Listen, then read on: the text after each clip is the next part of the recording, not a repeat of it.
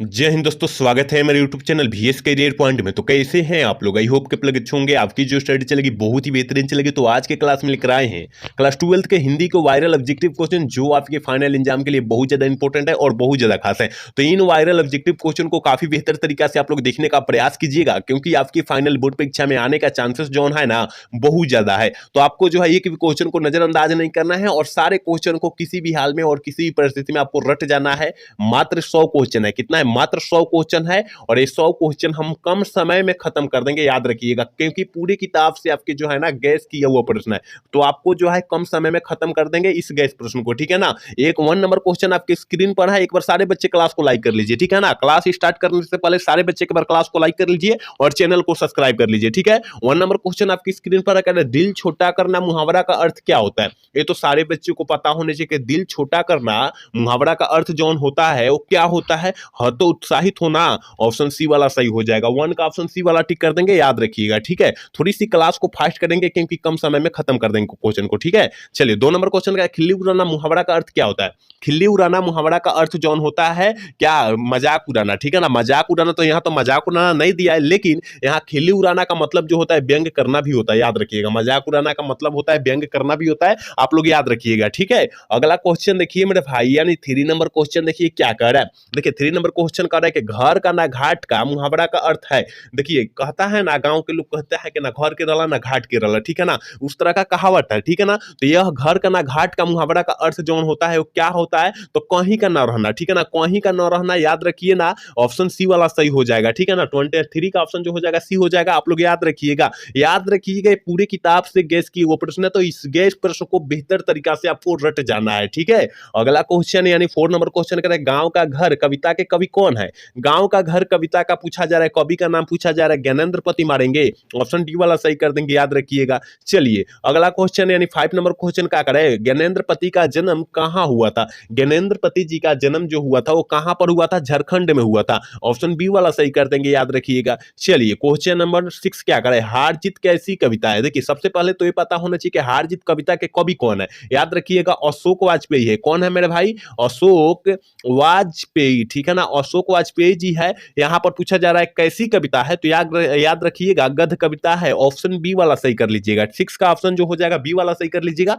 आप लोग याद रखिएगा, ठीक है। अगला क्वेश्चन 7 नंबर क्वेश्चन देखिए क्या कह रहा है। कह रहा है कि हार जीत कविता अशोक वाजपेयी के किस कविता संकलन से ली गई है? बहुत ही इंपॉर्टेंट क्वेश्चन है, आपके फाइनल बोर्ड परीक्षा में काफी बार दोहराया भी गया है। तो याद रखिएगा कहीं नहीं वही, ठीक है ना। कहीं नहीं वही कविता से लिया गया है, ऑप्शन ए वाला सही हो जाएगा। 7 का ऑप्शन ए वाला टिक कर देंगे, याद रखिएगा। आप लोग अच्छे से देख भी लीजिएगा ना, तो वहां सारे क्वेश्चन को मार दीजिएगा, ठीक है ना। तो देख भी लेना है, किसी भी हाल में किसी परिस्थिति में आपको देख भी लेना है, ठीक है। अगर टाइम भी नहीं है तो 2x करके देख लीजिएगा, ठीक है। 2x करके देख लीजिएगा, जल्दी जल्दी क्लास खत्म हो जाएगा, ठीक है। अगला क्वेश्चन 8 नंबर क्वेश्चन देखिए क्या कह रहा है। कह रहा है ना, प्यारे नन्हे बेटे को कविता में लोहा किसका प्रतीक है? देखिए जो बिहार बोर्ड मॉडल सेट जारी किया था उस मॉडल सेट में प्रश्न पूछा गया है, आप लोग याद रखिएगा, ठीक है ना। कि प्यारे नन्हे बेटे में जो है लोहा जो होता है किसका प्रतीक होता है? तो कर्म का प्रतीक होता है। क्या का? कर्म का प्रतीक होता है, ऑप्शन सी वाला सही कर लीजिएगा। 8 का ऑप्शन सी हो जाएगा, आप लोग याद रखिएगा। अगला क्वेश्चन की तरफ बढ़ते हैं मेरे भाई। अगला क्वेश्चन देखिए कह रहा है 9 नंबर क्वेश्चन है। कह रहा है कि मेहनत कक्ष और औरत को कवि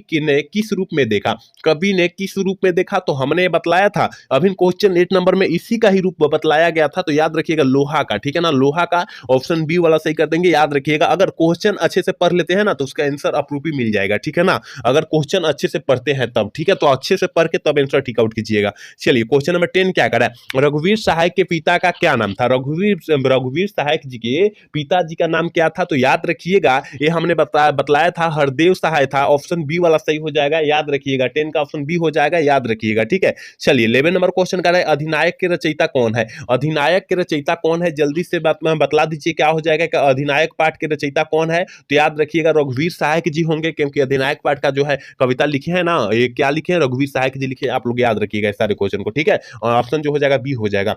चलिए क्वेश्चन नंबर 12 क्या करें, रघुवीर सहायक किस काल के कवि है? अगर रघुवीर सहायक जी किस काल के कवि माने जाते हैं और किस काल के कवि है? तो याद रखिएगा आधुनिक काल के कवि है, ऑप्शन डी वाला सही हो जाएगा। 12 का ऑप्शन डी हम लोग टिक कर देंगे। चलिए क्वेश्चन नंबर 13 क्या करें, नए साहित्य का सौदा शास्त्र के लेखक कौन है। नए साहित्य के सौदा शास्त्र के लेखक जो है वो कौन से है, तो याद रखिएगा मुक्ति बोध जी है। लेकिन यहाँ पर दलित पूछता ना, दलित साहित्य का सौदा शास्त्र पूछता तो अब हम लोग ओम प्रकाश वाल्मीकि जी मारते, आप लोग दोनों याद रखिएगा, ठीक है ना। नए कहेगा तो मुक्ति बोध मारना है, और दलित जब कहेगा, दलित कहेगा तो ओम प्रकाश वाल्मीकि जी मार देना है, ठीक है ना। यहाँ नए की जगह केवल दलित साहित्य सौदा शास्त्र लगा देगा ना, तब आपको ओम प्रकाश वाल्मीकि जी मार देना है। दोनों क्वेश्चन याद करना है, क्योंकि यहाँ नए का पूछा है और मुक्ति बोध हो जाएगा, ऑप्शन बी वाला सही हो जाएगा, ठीक है।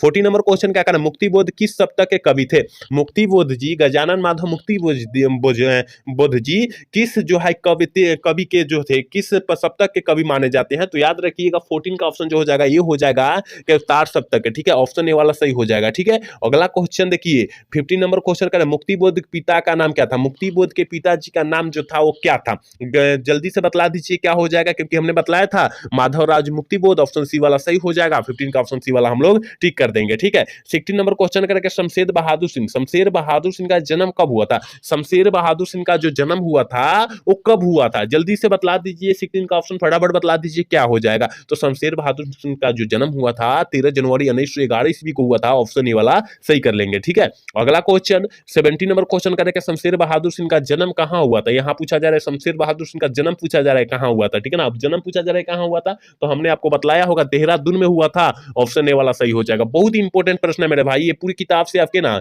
आपके पूरी किताब से गेस किए हुए प्रश्न है, तो इस गेस प्रश्न को अच्छे तरीका से रट जाना है, ठीक है। अगला क्वेश्चन की तरफ बढ़ते हैं, और 8 नंबर क्वेश्चन देखिए क्या करा है, शमशेर बहादुर सिंह की पत्नी क्या का नाम था, क्या नाम था, जल्दी से बतला दीजिए। 18 का ऑप्शन बतला दीजिए कि शमशेर बहादुर सिंह का पत्नी का जो नाम था वो क्या था, तो याद रखिएगा 18 का ऑप्शन बी हो जाएगा, धर्म देवी था, क्योंकि ये तो क्वेश्चन हमने आपको 1000 बार बतलाया होगा, ठीक है ना। चलिए क्वेश्चन नंबर 19 क्या करें, कवियों के कवि किसे कहा जाता है। एक होता है प्रेम, एक होता है प्रेम के पीर के कवि होता है, ठीक है ना, पीर के कवि होता है, याद रखिएगा। तो इसे हम लोग मलिक मोहम्मद जायसी जी को बोलते हैं, लेकिन यहाँ कवियों के कवि जो है शमशेर बहादुर सिंह को बोलते हैं, आप लोग दोनों याद रखिएगा, ठीक है ना। प्रेम के पीर के कवि को जो है हम लोग बोलते हैं मलिक मोहम्मद जायसी जी को बोलते हैं, और कवियों के कवि शमशेर बहादुर सिंह को बोलते हैं, दोनों याद रखिएगा। अगर जिसमें से कोई प्रश्न आ जाए आप छोड़ना नहीं है, ठीक है। चलिए क्वेश्चन नंबर 20 क्या करें, पुत्र वियोग शीर्षक कविता कैसी रचना है। पुत्र वियोग शीर्षक कविता जो है कैसी रचना है, जल्दी से जो है ना 20 का ऑप्शन बतला दीजिए क्या हो जाएगा। तो याद रखिएगा शोक गीत है, क्या है, शोक गीत है, ऑप्शन ए वाला सही कर देंगे, ठीक है। एक बार सारे बच्चे क्लास को लाइक कर लेंगे, जितने बच्चे मेरे क्लास को देख रहे हैं वो सारे बच्चे क्लास को लाइक करके और चैनल को सब्सक्राइब कर लेंगे, क्योंकि हम आपके लिए उतना मेहनत कर रहे हैं और आप हमारे लिए छोटा सा प्रयास नहीं करें, और सारे प्रयास करना होगा आपको, ठीक है ना, सारे प्रयास कर लीजिए आप लोग। चलिए 21 नंबर क्वेश्चन क्या करें, बहुत ही इंपॉर्टेंट एक क्वेश्चन है, आपके फाइनल बोर्ड परीक्षा में काफी बार पूछा गया है, ठीक है ना। क्रस्ट वेस्ट गर्ल्स स्कूल में सुभद्रा कुमारी चौहान की प्रिय मित्र कौन थी। खास, प्रिय मतलब जो होता है खास होता है, याद रखिएगा। तो हमने बताया था महादेवी वर्मा थी, कौन थी, महादेवी वर्मा थी, ऑप्शन ए वाला सही हो जाएगा। 21 का ऑप्शन ए वाला सही हो जाएगा, याद रखिएगा। 22 नंबर क्वेश्चन का, सुभद्रा कुमारी चौहान का जन्म कब हुआ था। सुभद्रा कुमारी चौहान का जो जन्म हुआ था वो कब हुआ था, तो याद रखिएगा 16 अगस्त 1904 ईस्वी को हुआ था, ऑप्शन ए वाला सही हो जाएगा। लेकिन मृत्यु की बात किया जाए तो 15 फरवरी 1900 कितना 48, याद रखिएगा 1948 में मृत्यु हो चुकी थी, आप लोग याद रखिएगा दोनों क्वेश्चन को, ठीक है। अगला क्वेश्चन 23 क्या करा है, पुत्र वियोग में से माँ का जीवन कैसा हो जाता है। ये तो सारे छात्रों को पता होगा कि पुत्र के वियोग के कारण माँ का जिंदगी जो हो जाता है, जीवन जो हो जाता है वो कैसा हो जाता है, सुना सुना हो जाता है, ऑप्शन ए वाला सही हो जाएगा, याद रखिएगा। अगर इतना आसान क्वेश्चन पूछेगा तो आप लोग छोड़ कर आएंगे, नहीं छोड़ना है वहां पर, ठीक है। चलिए 24 नंबर क्वेश्चन का, जयशंकर प्रसाद की सफलता नाटक कृति कौन है। मतलब कहने का मतलब जयशंकर प्रसाद की पूरा अपने जीवन में सफल जो है कृतियां जो है ना, नाटक कृतियां जो है कौन है, ठीक है ना। तो याद रखिएगा 24 का जो ऑप्शन हम लोग टिक आउट करेंगे ना, सी टिक आउट करेंगे, क्या करेंगे, सी टिक आउट करेंगे, ध्रुव स्वामी है, ठीक है ना, ऑप्शन सी वाला हो जाएगा, याद रखिएगा। चलिए क्वेश्चन नंबर 29 क्या करें, जयशंकर प्रसाद ने कौन सी कविता लिखी। जयशंकर प्रसाद ने कौन सी कविता लिखी, ये तो पता होगा, सभी छात्रों को पता होगा, याद रखिएगा। तो गांव का घर जो है ज्ञानेंद्रपति लिखा गया है, ज्ञानेंद्रपति द्वारा लिखा गया है। अधिनायक जो है रघुवीर सहाय के द्वारा लिखा गया। उषा जो है शमशेर बहादुर सिंह द्वारा लिखा गया, लेकिन तुमुल को लाह कला में जो है जयशंकर प्रसाद द्वारा लिखा गया। आप लोग याद रखिएगा ऑप्शन डी वाला सही हो जाएगा, ठीक है। 25 का ऑप्शन जो हो जाएगा डी हो जाएगा, ठीक है। अगला क्वेश्चन 26 नंबर क्वेश्चन क्या करें, जयशंकर प्रसाद का जन्म कब हुआ था। यहाँ जो है जयशंकर प्रसाद का जो जन्म हुआ था, याद रखिएगा 1889 में हुआ था। कहाँ ऑप्शन है, देखिए नहीं दिया है मेरे भाई, यहाँ तो 1889 नहीं दिया है। देखिए इसमें ऑप्शन कोई नहीं दिया है, ठीक है ना, इसमें ऑप्शन नहीं दिया है, यहाँ 1989 टाइप हो गया है। आप लोग याद रखिएगा 1889 होता है, ठीक है ना। जयशंकर प्रसाद जी का जो जन्म हुआ था 1889 ईस्वी में हुआ था, आप लोग इसको याद करिएगा, ठीक है ना,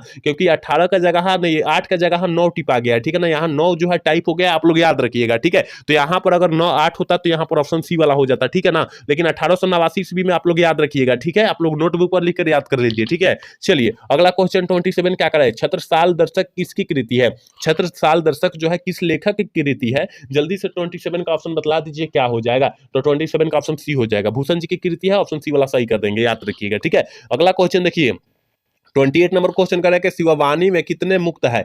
शिववाणी में कितने मुक्तो है, जल्दी से जो है ना 28 का ऑप्शन बतला दीजिए क्या हो जाएगा। हमने बतलाया था शिववाणी में 52 होता है, ठीक है ना, 52 होता है, ऑप्शन सी वाला बी वाला सही हो जाएगा, याद रखिएगा, ठीक है। चलिए क्वेश्चन नंबर 29 क्या कराए, करे कह रहा है कि रत्नाकर त्रिपाठी किस कवि के पिता थे। रत्नाकर त्रिपाठी जो है ना किस कवि के पिता थे, तो हमने आपको बतलाया था मेरे भाई भूषण जी के पिता थे। किसके, भूषण जी के, ऑप्शन ए वाला सही हो जाएगा, ठीक है। 30 नंबर क्वेश्चन का मंडलिक, मंडलिक शब्द में कौन सा संज्ञा है। मंडलिक जो मंडली होता है ना, मंडली शब्द में जो होता है कौन सी संज्ञा का उदाहरण होता है, तो याद रखिएगा समूहवाचक, ठीक है ना, समूहवाचक, ऑप्शन सी वाला सही कर देंगे। याद रखिएगा आपकी पूरी किताब से सारे गैस किया हुआ प्रश्न है, ठीक है। करें मनावता कौन सा संज्ञा, देखिए मनावता, मनावता जो है कौन सा संज्ञा का उदाहरण है, ये तो हो जाएगा भाव, क्योंकि किसी को मनाएंगे तो अपना भाव से ना मनाएंगे, ऑप्शन जो हो जाएगा सी वाला सही हो जाएगा, याद रखिएगा। चलिए 32 नंबर क्वेश्चन का भिक्षा शब्द क्या है। भिक्षा जो किसी किसी को देते हैं उस लोग हम लोग कहाँ से जो है कौन सा शब्द उच्चारण करते हैं हम लोग, तो याद रखिएगा भिक्षा, भिक्षा शब्द जो होता है तत्सम होता है, ऑप्शन ए वाला सही कर लेंगे, ठीक है।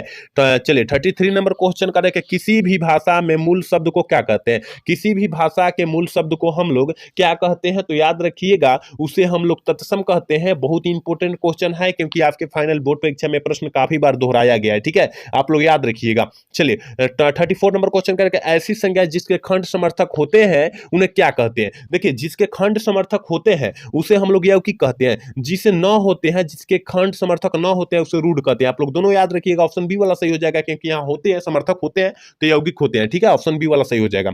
चलिए 35 नंबर क्वेश्चन है घी शब्द कौन सा लेंगे। घी जो होता है पुल्लिंग शब्द होता है, घी जो होता है पुल्लिंग शब्द का उदाहरण होता है, ऑप्शन बी वाला सही कर देंगे। 35 का ऑप्शन बी हम लोग टिक कर देंगे, याद रखिएगा, ठीक है। चलिए क्वेश्चन में 36 क्या है, कवि शब्द स्त्रीलिंग है, कवि का स्त्रीलिंग रूप क्या है। कवि का स्त्रीलिंग रूप जो होता है क्या होता है, कवित्री होता है, तो कवित्री कौन सही है, ऑप्शन बी वाला सही है, ठीक है ना। 36 का ऑप्शन जो हो जाएगा बी वाला सही है, आप लोग याद रखिएगा।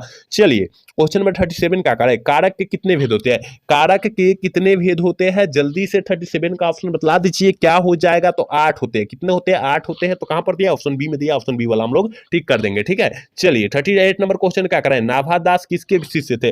नाभादास जी किसके शिष्य थे, जल्दी से जो है 28 का ऑप्शन बतला दीजिए क्या हो जाएगा। तो स्वामी अग्रदास के शिष्य थे, ऑप्शन सी वाला सही कर देंगे। 39 नंबर क्वेश्चन का है कबीर दास की शाखा के कवि है, किस शाखा के कवि है। कबीर दास जी किस शाखा के कवि है, 39 का ऑप्शन बी हो जाएगा, निर्गुण शाखा के कवि है, ऑप्शन बी वाला हम लोग सही कर देंगे, ठीक है ना। और 40 नंबर क्वेश्चन क्या करें कि नाभादास की कविता किन दो कवियों के बारे में है। नाभादास की कविता जो है किन दो कवियों के बारे में है, तो याद रखिएगा 40 का जो ऑप्शन हो जाएगा बी हो जाएगा, कबीर एवं सूरदास, ठीक है ना, ऑप्शन बी वाला सही कर देंगे, ठीक है। एक बार सारे बच्चे क्लास को लाइक कर लेंगे, जितने भी बच्चे अभी तक मेरे क्लास को लाइक नहीं किया ना वो सारे बच्चे क्लास को लाइक कर लेंगे, ठीक है ना। जितने बच्चे मेरे क्लास को देख रहे हैं वो सारे बच्चे क्लास को लाइक करेंगे और साथ में चैनल को सब्सक्राइब कर लेंगे, ठीक है। अगला क्वेश्चन की तरफ बढ़ते हैं और अगला क्वेश्चन 41 नंबर क्वेश्चन का रहेगा, निम्नलिखित में कौन सी रचना नाभादास की है। कौन सी रचना जो है नाभादास जी की है, 41 का ऑप्शन क्या हो जाएगा। तो याद रखिएगा मेरे भाई ऑप्शन बी वाला सही हो जाएगा, क्योंकि हमने नाभादास का बतलाया था भक्तमाला, ठीक है ना, ऑप्शन बी वाला सही कर देंगे। और सूर सागर जो है सूरदास जी की रचना है। गीतावली जो है ना, गीतावली जो है तुलसीदास जी की रचना है। और आंसू जो है ना, आंसू जो है जयशंकर प्रसाद जी की रचना है, आप लोग याद रखिएगा। आंसू है झरना है, ठीक है ना, झरना ये भी जयशंकर प्रसाद जी की रचना है, आप लोग याद रखिएगा, ठीक है। चलिए 42 नंबर क्वेश्चन करें, हनुमान बाहुक रचना कितने छंदों में है। हनुमान बाहुक जो रचना जो है कितने छंदों में है, तो 42 का ऑप्शन हम लोग का टिक करेंगे, याद रखिएगा ऑप्शन ए टिक करेंगे, 44 छंदों में है, ठीक है ना, क्योंकि हमने पहले ही क्वेश्चन आपको बतला दिया था, ठीक है। चलिए अगला क्वेश्चन 43 नंबर क्वेश्चन करके, तुलसीदास किस काल के कवि थे या किस काल के कवि माने जाते हैं। तुलसीदास तुलसीदास जी किस काल के कवि माने जाते हैं? भक्ति काल, ठीक है ना, क्योंकि बचपन से ही राम भक्त थे, ठीक है ना, तो भक्ति काल का कवि मानने जाने लगे, ठीक है। चलिए क्वेश्चन नंबर 44 क्या करा है? तुलसीदास का मूल नाम क्या था? तुलसीदास जी का मूल नाम क्या था? देखिए ये जो बचपन से ही राम भक्त थे, ठीक है ना, राम भक्त थे और राम जी को पूजा करते थे, ठीक है, तो राम बोला नाम बचपन से ही पड़ गया, ऑप्शन बी वाला सही कर देंगे, 44 का ऑप्शन बी वाला सही कर देंगे, आप लोग याद रखिएगा। चलिए 45 नंबर क्वेश्चन करें, रामचरितमानस किसकी रचना है? रामचरितमानस जो है किसकी रचना है? याद रखिएगा, रामचरितमानस है, हम क्या बोले, रामचरितमानस तुलसीदास जी की रचना है, ऑप्शन बी वाला सही कर देंगे, ठीक है ना। और सूरसागर, सूरदास की रचना सूरसागर है, आप लोग याद रखिएगा। और नाभादास जी की रचना जो है भक्तमाल है, ठीक है, आप लोग याद रखिएगा। अगला क्वेश्चन 46 नंबर क्वेश्चन करें, इनमें से कौन सी रचना तुलसीदास की नहीं है? कौन सी रचना जो है तुलसीदास जी की नहीं है? 46 का ऑप्शन क्या हो जाएगा? डी हो जाएगा। राधा स्तुति जो है ना तुलसीदास जी की नहीं है, ऑप्शन डी वाला हम लोग सही कर देंगे, ठीक है। अगला क्वेश्चन की तरफ बढ़ते हैं, 47 नंबर क्वेश्चन करके सूरदास के संकलित पदों में कौन सा रस है? तो सूरदास के संकलित पदों में कौन सा रस पाया जाता है? तो 47 का जो ऑप्शन हो जाएगा वो बी हो जाएगा, वात्सल्य रस पाया जाता है, ऑप्शन बी वाला सही कर लेंगे, ठीक है ना। बहुत सारा इंपॉर्टेंट क्वेश्चन आज के इस क्लास में लाए हैं, तो सारे क्वेश्चन को अच्छे से रट जाना है आपको, ठीक है। चलिए क्वेश्चन नंबर 48 की तरफ बढ़ते हैं, और 48 नंबर क्वेश्चन देखिए मेरे भाई क्या कह रहा है ना, सूरदास किस मार्ग में दीक्षित हुए थे? सूरदास जी किस मार्ग में दीक्षित हुए थे? फटाफट आप लोग 48 का ऑप्शन बतला दीजिए क्या हो जाएगा, ठीक है। 48 का तो याद रखिएगा पुष्टि मार्ग, क्योंकि हमने पहले ही क्वेश्चन को आपको बतला दिए थे, क्योंकि काफी सारे क्लास में क्वेश्चन आ चुका है, ठीक है ना। जो बच्चा दोपहर में 1 बजे क्लास करता होगा और शाम को 6 बजे करता होगा, तो सारे क्वेश्चन को अवेलेबल मार देगा, ठीक है ना, क्योंकि ये रिवीजन के तौर पर सारे क्लास चल रहा है, ठीक है। चलिए क्वेश्चन नंबर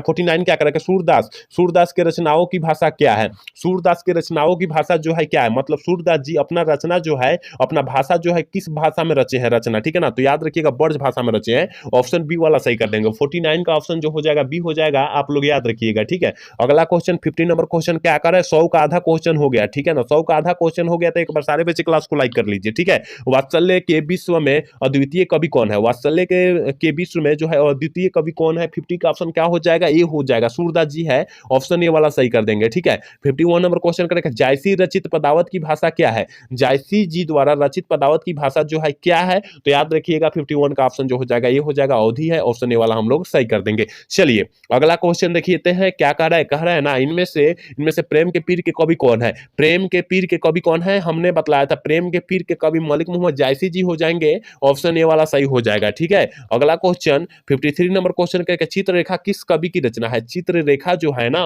वो किस कवि की रचना है? तो याद रखिएगा मलिक मोहम्मद जायसी जी की रचना है, ऑप्शन ए वाला टिक कर देंगे। 53 का ऑप्शन जो हो जाएगा ए हो जाएगा, आप लोग याद रखिएगा, ठीक है। अगला क्वेश्चन 54 क्या करे? कह रहा है ना पर्वत का विशेषण क्या होता है? बहुत ही इंपॉर्टेंट क्वेश्चन है। पर्वत का विशेषण जो होता है पर्वतीय होता है, क्या होता है? पर्वतीय होता है, और याद रखिएगा ऑप्शन सी वाला हो जाएगा, ठीक है ना। 54 का ऑप्शन सी हो जाएगा, ठीक है, क्योंकि पार्वती नत मार दीजिएगा नहीं तो गलत हो जाएगा, पर्वतीय मारिएगा, ठीक है। चलिए अगला क्वेश्चन 55 नंबर क्वेश्चन कह रहा है ना प्रथम शब्द का विशेषण क्या होगा? प्रथम शब्द का विशेषण जो होता है प्राथमिक होता है, क्या होता है? प्राथमिक होता है, तो कहां पर दिया है? ऑप्शन ए में दिया है, ऑप्शन ए वाला टिक कर देंगे, क्योंकि विशेषण से 3 से 4 क्वेश्चन पूछे जाएंगे, तो आपको अच्छे से याद कर लेना है और 3 से 4 नंबर अपने मुट्ठी में कर लेना है, ठीक है। अगला क्वेश्चन 56 नंबर क्वेश्चन करेंगे, पुराण शब्द का विशेषण क्या होगा? पुराण शब्द का विशेषण जो हो जाएगा पौराणिक हो जाएगा, ऑप्शन ए वाला सही हो जाएगा। यहाँ 3 क्वेश्चन हो गया, और आपके फाइनल बोर्ड परीक्षा में तीनों जो है क्वेश्चन में पूछा हुआ है, 2023 में पूछा हुआ है, ठीक है ना। चलिए क्वेश्चन नंबर 54 क्या कर रहा है, फिर सॉरी 57 क्या कर रहा है कि समाज का विशेषण क्या हो गया? 4 नंबर क्वेश्चन हो गया, ठीक है ना। विशेषण से 4 क्वेश्चन आ गए यहाँ पर कि समाज का विशेषण क्या होता है? सामाजिक होता है, ठीक है ना, सामाजिक होता है, ऑप्शन ए वाला सही हो जाएगा, ठीक है। 58 नंबर क्वेश्चन है अवगुण में उपसर्ग क्या होगा? अवगुण में कौन सा उपसर्ग होगा? अवगुण में जो है कौन सा उपसर्ग होगा? अ हो जाएगा, ठीक है ना, अ हो जाएगा, उपसर्ग हो जाएगा, ऑप्शन बी वाला हम लोग सही कर देंगे। 58 का ऑप्शन बी हम लोग ठीक कर देंगे, याद रखिएगा, ठीक है। अगला क्वेश्चन 59 नंबर क्वेश्चन करें, प्रतिनिधि शब्द में कौन सा उपसर्ग है?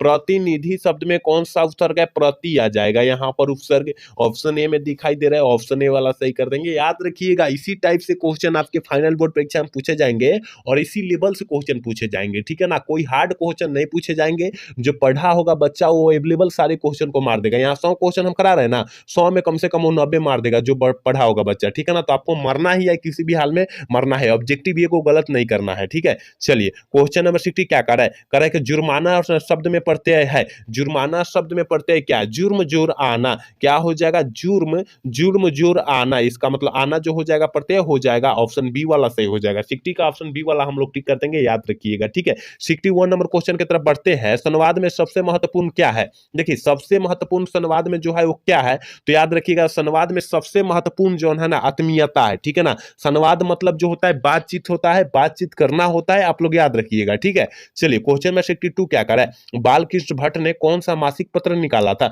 बालकृष्ण भट्ट ने कौन सा मासिक पत्र को निकाला था, तो याद रखिएगा हिंदी प्रादीप, ठीक है ना, हिंदी प्रादीप, ऑप्शन सी वाला सही हो जाएगा। चलिए क्वेश्चन नंबर 63 क्या कर रहा है, बातचीत शीर्षक निबंध के निबंधकार कौन है, बातचीत शीर्षक निबंध के निबंधकार कौन है, और बातचीत का बात है बालकृष्ण भट्ट मारेंगे, क्योंकि एक चैप्टर का सवाल है और एक चैप्टर का सवाल पूछा जाएगा तो छोड़ेंगे हम लोग, नहीं छोड़ेंगे ना, तो याद रखिएगा क्वेश्चन, सारे क्वेश्चन को याद रखिएगा। चलिए 64 नंबर क्वेश्चन क्या कर रहा है, एडिशन के अनुसार असल बातचीत कितने लोगों के बीच हो सकती है, बहुत ही इंपॉर्टेंट क्वेश्चन है कि एडिशन ने बोला था कि असल बातचीत सिर्फ हम कितने लोगों में कर सकते हैं, तो याद रखिएगा 2 लोगों में, कितना, 2 लोगों में, ऑप्शन जो हो जाएगा ए में दिखाई दे रहा है, ऑप्शन ए वाला हम लोग सही कर देंगे। चलिए 65 नंबर क्वेश्चन करें कि नाटक के प्रारंभ में होने वाले मंगल पाठ को कहा जाता है, क्या कहा जाता है, जल्दी से जो है ना 65 का ऑप्शन बतला दीजिए क्या हो जाएगा, ठीक है ना। यहाँ काफी बच्चे गलत करेंगे हम जानते हैं, तो याद रखिएगा 65 का ऑप्शन बी हो जाएगा, नांदी पाठ कहते हैं, क्या कहते हैं, नांदी पाठ कहते हैं। यहाँ मंगल पाठ को देखकर और मंगलम में चार्ज मार देगा तो गलत हो जाएगा, गलत नहीं मारना है,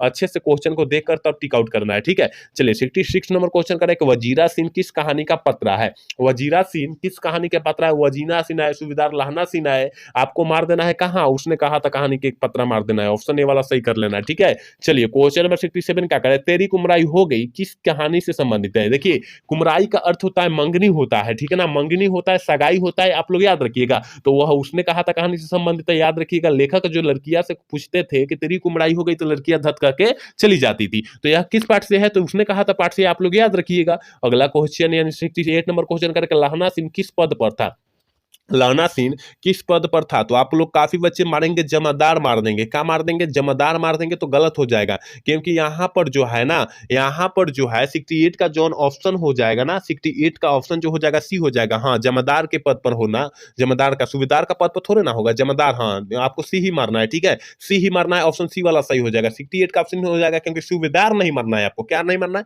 सूबेदार नहीं मारना है, जमादार मारना है, ठीक है ना, क्योंकि लहना सिंह जो था जमादार के पद पर ही था, ठीक है ना, सूबेदार के पद पर नहीं था, जमादार के पद पर था, ऑप्शन सी वाला हो जाएगा सही। चलिए क्वेश्चन नंबर 69 क्या कर रहा है, कह रहा है कि भारतीय सिपाहियों का किसके साथ संघर्ष हुआ था, और ये 2022 वाला में पूछा गया था, ठीक है ना, कि भारतीय सिपाहियों के किसके साथ संघर्ष हुआ था, तो याद रखिएगा हमने आपको बतलाया था ये जो हुआ था जर्मनियों के साथ संघर्ष हुआ था, ऑप्शन डी वाला सही हो जाएगा 69 का, ठीक है। अगला क्वेश्चन 70 नंबर क्वेश्चन क्या कर रहा है, अमृतसर में लहना सिंह के कौन थे, ये तो बबुआ टाइप क्वेश्चन है, ये तो बबुआ टाइप क्वेश्चन है, और कोई भी बच्चा इसको आंसर टिक आउट कर देगा कि अमृतसर में लहना सिंह के कौन थे, मामा जी थे, कौन थे, मामा जी थे, ऑप्शन सी वाला सही कर देंगे, याद रखिएगा 70 का ऑप्शन सी हो जाएगा, आप लोग याद रखिएगा, ठीक है। 71 नंबर क्वेश्चन क्या करा है, शिक्षा प्राप्ति के लिए अमेरिका कौन गए थे, देखिए शिक्षा प्राप्ति के लिए अमेरिका जो गए थे जयप्रकाश नारायण गए थे, और वहां के लोगों ने जयप्रकाश नारायण को जो है दलाल बोल दिया, ठीक है ना, अमेरिका का दलाल बोला गया वहां पर, याद रखिएगा, ठीक है, याद रखिएगा, ये प्रश्न पूछा हुआ है। चलिए क्वेश्चन नंबर 73 का 2 क्या करा है, जयप्रकाश नारायण की रचना का नाम क्या है, जयप्रकाश नारायण की रचना का नाम क्या है, यानी जयप्रकाश नारायण कौन से पाठ को रचे हैं, तो हमने बतलाया था जूठन जो है ओम प्रकाश वाल्मीकि पाठ द्वारा रचा गया है, शिक्षा जो है जय कृष्ण मूर्ति द्वारा रचा गया है, रोज जो है अगेजी द्वारा रचा गया है, संपूर्ण क्रांति जो है ये जयप्रकाश नारायण द्वारा रचा गया है, ऑप्शन डी वाला सही हो जाएगा, ठीक है। अगला क्वेश्चन 73 नंबर क्वेश्चन कह रहा है कि प्रजा सोशलिस्ट पार्टी का गठन कब हुआ था, प्रजा सोशलिस्ट पार्टी का जो गठन हुआ था वो कब हुआ था, किस वर्ष में हुआ था, 73 का ऑप्शन क्या हो जाएगा, ठीक है ना, 73 का ऑप्शन फटाफट आप लोग बतला दीजिए क्या हो जाएगा, तो 1952 ईस्वी में हुआ था, ऑप्शन बी वाला हम लोग सही कर देंगे। 74 नंबर क्वेश्चन का जयप्रकाश नारायण को किसका दलाल कहा गया था, जयप्रकाश नारायण जी को किसका दलाल कहा गया था, हमने क्वेश्चन अभी बताया ना, 3 क्वेश्चन या 2 क्वेश्चन पहले हमने बतलाया कि जयप्रकाश नारायण को अमेरिका का दलाल भी बोला गया था, वहां पढ़ने गए थे और वहां अमेरिका का दलाल बोला गया उनको, ठीक है ना। चलिए क्वेश्चन नंबर 75 का कर, लेनिन की मृत्यु कब हुई थी, देखिए लेनिन की मृत्यु जो हुई थी 1924 ईस्वी में हुई थी, और यहाँ पर जो है ना जयप्रकाश नारायण जी भी 1924 ईस्वी में जो है मार्क्सवादी बने थे, आप लोग याद रखिएगा, ठीक है। ऑप्शन डी वाला सही कर देंगे, याद रखिएगा, ठीक है। हम जो क्वेश्चन एक्स्ट्रा बतला रहे हैं उस क्वेश्चन को बेहतर तरीका से, बेहतर नजरअंदाज से देखना अति आवश्यक है आपको, ठीक है ना। सारे क्वेश्चन को अच्छे तरीका से आप लोग देख लीजिएगा, ठीक है। एक बार सारे बच्चे क्लास को लाइक कर लीजिए, क्योंकि क्लास को लाइक नहीं करे क्लास कराने में मजा नहीं आ रहा है, ठीक है ना। तो सारे बच्चे एक बार क्लास को लाइक कर लेंगे और चैनल को सब्सक्राइब कर लेंगे, ठीक है। और एक बार सेशन को अपने दोस्त के पास शेयर भी कर देंगे, ठीक है। चलिए अगला क्वेश्चन 76 नंबर क्वेश्चन क्या कर रहा है, कह रहा है ना कि दिनकर जी की पहली कविता किस पत्रिका के प्रकाशित हुई थी, पत्रिका में प्रकाशित हुई थी। तो याद रखिएगा दिनकर जी की, रामधारी सिंह दिनकर जी की कविता की बात किया जा रहा है, तो हमने बतलाया था छात्र सदोहरन में जो है पत्रिका को प्रकाशित किया गया था। ऑप्शन ए वाला सही हो जाएगा, ठीक है। 77 नंबर क्वेश्चन कर दिनकर जी की पहली काव्य पुस्तक कौन सी है, दिनकर जी की पहली काव्य पुस्तक जो है ना वो कौन सी है। तो याद रखिएगा मेरे भाई, याद रखिएगा प्राणभंग जो प्राणभंग है, ठीक है ना, प्राणभंग है। ऑप्शन डी वाला सही कर देंगे, ठीक है। 77 का ऑप्शन डी वाला सही कर देंगे, आप लोग याद रखिएगा। 78 नंबर क्वेश्चन क्या कर रहा है, कर रामधारी सिंह दिनकर का जन्म कब हुआ था। रामधारी सिंह दिनकर का जो जन्म हुआ था वो कब हुआ था, तो 23 सितंबर 1908 ईस्वी को हुआ था। 78 का ऑप्शन ये वाला हो जाएगा, ठीक है। 79 नंबर क्वेश्चन क्या कर रहा है, कह रहे कि संस्कृति के 4 अध्याय किसकी कृति है। देखिए संस्कृति के 4 अध्याय की बात करें, वहां रामधारी सिंह दिनकर की बात किया जा रहा है, यानी अर्धनारीश्वर पाठ की बात किया जा रहा है। तो याद रखिएगा ऑप्शन डी वाला सही हो जाएगा। याद रखिएगा अगर आप लोग क्वेश्चन को अच्छे से पढ़ते हैं ना तो उसका आंसर अप्रूप ही निकल कर चले आएगा, ठीक है ना। तो आपको जो है क्वेश्चन को अच्छे तरीका से, आपको जो है थोड़ी सी दिमाग को क्या शांत कर कर क्वेश्चन पढ़िएगा तो आंसर अप्रूप ही निकल कर आ जाएगा, अगर पढ़े होंगे पहले तब, ठीक है ना। चलिए 80 नंबर क्वेश्चन क्या करें, निम्न में से किस कहानी में ग्रेगिन का उल्लेख है, निम्न में से किस कहानी में जो है ग्रेगिन का उल्लेख है। तो याद रखिएगा रोज कहानी में जो है ना, रोज कहानी में ग्रेगिन का उल्लेख है, ऑप्शन ए वाला सही हो जाएगा, ठीक है। 81 नंबर क्वेश्चन क्या करें, अगे जी का माँ का नाम क्या था, अगे जी का माँ का नाम क्या था। याद रखिएगा बेअंती देवी था, ऑप्शन बी वाला हम लोग सही कर देंगे, ठीक है। चलिए 82 नंबर क्वेश्चन करें, भगत सिंह का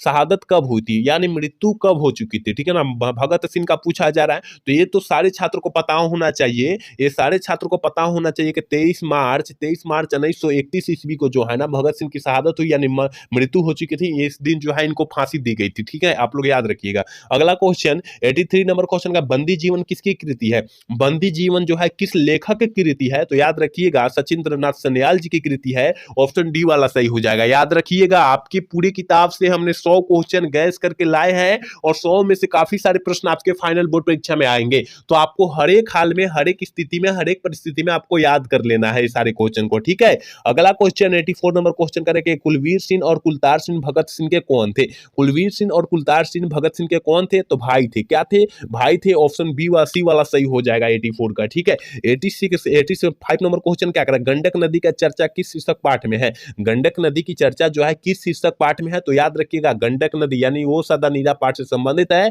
ऑप्शन ए वाला सही हो जाएगा, ठीक है। अगला क्वेश्चन 86 नंबर क्वेश्चन कह रहा है ना कि ओ सदा नीरा निबंध पुस्तक जो है किस से लिया गया है, पुस्तक किस पुस्तक से लिया गया है, जल्दी से जो है ना 86 का ऑप्शन बतला दीजिए क्या हो जाएगा। बोलते क्षण से लिया गया है, ऑप्शन सी वाला हम लोग सही कर देंगे 86 का, ठीक है। आप लोग याद रखिएगा। 87 नंबर क्वेश्चन कह रहा है ना, कह रहा है कि ओ सदा नीरा शीर्षक पाठ किस विधा के अंतर्गत आता है, ओ सदा नीरा शीर्षक पाठ जो है किस विधा के अंतर्गत आता है, जल्दी से जो है 87 का ऑप्शन बतला दीजिए। तो हमने बतलाया था निबंध के अंतर्गत आता है, ऑप्शन ए वाला सही कर लीजिए, 87 का ऑप्शन ए वाला सही हो जाएगा, आप लोग याद रखिएगा। 88 नंबर क्वेश्चन करेंगे, सिपाही की मां शीर्षक पाठ क्या है, सिपाही की मां शीर्षक पाठ क्या है। तो याद रखिएगा यह एक प्रकार का एकांकी है और यह एकांकीकार का नाम जो है ना मोहन राकेश जी है, याद रखिएगा, ठीक है। ऑप्शन बी वाला सही कर देंगे। 89 नंबर क्वेश्चन का, अंडे के छिलके के रचनाकार का नाम है, अंडे के छिलके बात आए, अंडे के छिलका का बात आए ना तो आंख मूंद कर आपको जो है मोहन राकेश जी मार देना है, क्या मार देना है, मोहन राकेश जी मार देना है,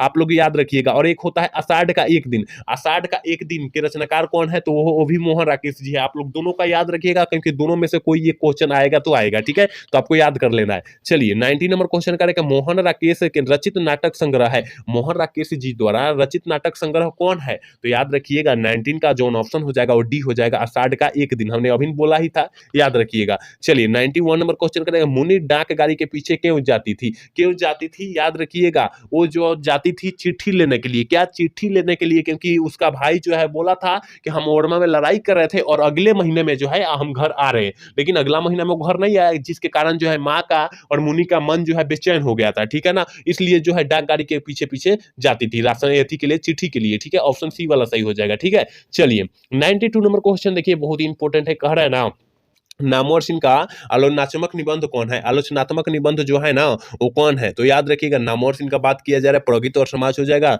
ऑप्शन डी वाला सही हो जाएगा। 93 नंबर क्वेश्चन कर रहा है ना, कह रहा है कि निम्नलिखित में से कौन सी रचना नामवर की है? देखिए कौन सी रचना जो है नामवर की है, तो याद रखिएगा वाद विवाद संवाद जो है नामवर की रचना है। कविता के नए प्रतिमान जो है ये भी नामवर की रचना है, याद रखिएगा, उपयुक्त दोनों हो जाएगा, ए और बी दोनों हो जाएगा, ऑप्शन सी वाला हम लोग टिक कर देंगे, 93 का ऑप्शन सी हम लोग टिक कर देंगे, आप लोग याद रखिएगा, ठीक है ना। और जूठन पाठ जो है ओम प्रकाश वाल्मीकि द्वारा रचा गया, आप लोग याद रखिएगा। अगला क्वेश्चन 94 क्या करें, निम्नलिखित में निम्न में दलित आत्मकथा शीर्षक पाठ के पाठ कौन है? दलित आत्म पाठा के पाठ की बात किया जा रहा है, तो याद रखिएगा जूठन पाठ जो है दलित आत्मकथा पाठ है, ऑप्शन सी वाला ए वाला सही हो जाएगा। लेकिन पूछा जाएगा दलित जूठन पाठ के लेखक कौन है, तो ओम प्रकाश वाल्मीकि जी होंगे, आप लोग याद रखिएगा, ठीक है। चलिए 95 नंबर क्वेश्चन करेगा, जूठन शीर्षक पाठ में किसके झाड़ू छीनकर दूर फेंक दी? किसने झाड़ू को छीनकर दूर फेंक दी? तो याद रखिएगा 95 का जो ऑप्शन हो जाएगा ये हो जाएगा, क्योंकि लेखक के पिताजी अपने पुत्र के हाथ में से झाड़ू छीनकर फेंक दी, ठीक है ना, और बोले कि कौन जो मास्टर जो है कि हमारे बेटा से जो है झाड़ू लगवा रहा है, ठीक है ना, तो याद रखिएगा आप लोग ये क्वेश्चन को। चलिए 96 नंबर क्वेश्चन करके, हंसते हुए मेरा अकेलापन शीर्षक पाठ क्या है? देखिए हंसते हुए मेरा अकेलापन पाठ के लेखक तो पहले है मलेश जी है, लेकिन यह पूछा जा रहा है क्या है, यह क्या है, एक प्रकार का डायरी है, ऑप्शन सी वाला सही हो जाएगा, ठीक है। अगला क्वेश्चन 97 नंबर क्वेश्चन कह रहा है ना, तीर्थ शीर्षक पाठ में लेखक के पिताजी कितने साल के थे? कितने साल के थे? तो हमने आपको बतलाया होगा 55 साल, कितना साल? 55 साल, ऑप्शन सी वाला सही हो जाएगा 97 का, आप लोग याद रखिएगा। 98 नंबर क्वेश्चन आपकी स्क्रीन पर है, देखिए कह रहा है ना, कह रहा है कि शिक्षा शीर्षक पाठ के अनुसार सत्य की खोज तभी संभव है जब स्वतंत्रता हो यानी आजादी हो, ठीक है ना, आजादी हो। सत्य का मतलब शिक्षा का जब भी आप लोग ग्रहण कर सकते हैं जब पूरा आप आजाद होंगे, ठीक है ना, टेंशन लेकर आप लोग शिक्षा को ग्रहण नहीं कर सकते हैं, याद रखिएगा, ऑप्शन ए वाला सही हो जाएगा, याद रखना है, ठीक है। चलिए 99 नंबर क्वेश्चन का शिक्षा शीर्षक पाठ के क्या है? शिक्षा शीर्षक पाठ जो है क्या है, तो याद रखिएगा यह एक प्रकार का शिक्षा शास्त्र है, ऑप्शन ए वाला सही हो जाएगा, ठीक है ना। यहाँ 100 नंबर क्वेश्चन है और आज के क्लास के लास्ट क्वेश्चन है, करे जय कृष्णमूर्ति की इनमें से कौन सी रचना है? जय कृष्णमूर्ति जी का इनमें से कौन सी रचना है? तो देखिए रोज जो है अगे जी की रचना है, संपूर्ण क्रांति जो है जयप्रकाश नारायण जी की रचना है, एक लेख और एक पत्र जो है जयप्रकाश एक लेख और एक पत्र जो है भगत सिंह की रचना है, और शिक्षा जो है जय कृष्णमूर्ति जी की रचना है, ऑप्शन डी वाला सही हो जाएगा। एक क्वेश्चन यहाँ पर और बनता है कि जय कृष्णमूर्ति का पूरा नाम क्या होता है? जिदू कृष्णमूर्ति होता है, आप लोग याद रखिएगा। तो यहाँ हमने 100 क्वेश्चन आपके पूरी किताब से निचोड़ गैस करके पढ़ाए थे, और आपके फाइनल बोर्ड परीक्षा के लिए काफी ज्यादा इंपॉर्टेंट है, और आप देखे भी होंगे सारे क्वेश्चन को, तो सारे क्वेश्चन को अच्छे तरीके से देख लेना है, क्योंकि आपके फाइनल बोर्ड परीक्षा में 100% को इसमें से क्वेश्चन आएगा तो आएगा, ठीक है ना। तो आपको एक भी क्वेश्चन छोड़ना नहीं है, अगर आ गया तो एक भी क्वेश्चन छोड़ना नहीं है, और बतलाना है आज कमेंट करके कि आज का क्लास कैसा लगा। अगर अच्छा लगा होगा तो चैनल को सब्सक्राइब और लाइक करना तो भूलिएगा। जय हिंद, जय भारत।